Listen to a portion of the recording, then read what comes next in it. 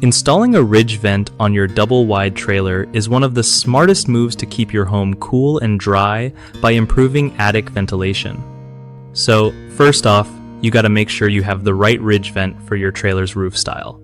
Usually, a continuous ridge vent works best for double-wides since it runs along the whole peak.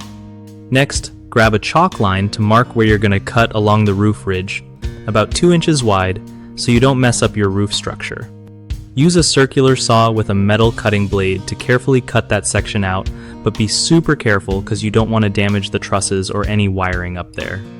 Then, throw down some roofing felt or underlayment around the cut area to keep things waterproof. After that, slide the ridge vent right into place over the opening, making sure it fits snug and lines up with the roof ridge line. Secure it with roofing nails spaced every 6 inches or so, and then seal the edges with roofing sealant or caulk to stop leaks from rain or wind. Finally, check that the vent is clear of debris and any insulation blocking airflow underneath so air can move freely.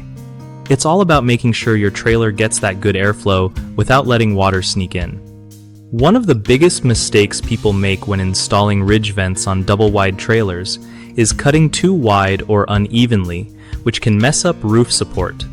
Fix this by measuring twice and using steady hands with your saw.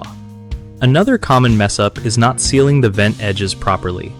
Water can sneak in and cause leaks, so always use high-quality roofing sealant around all the edges.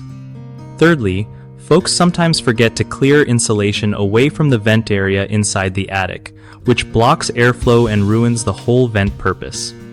Make sure there's a good gap around the vent inside, so air can circulate.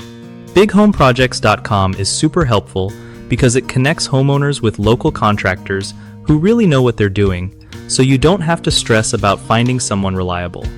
And if you're a contractor yourself, it's a great spot to get more work by reaching people looking for help with projects like installing ridge vents on trailers.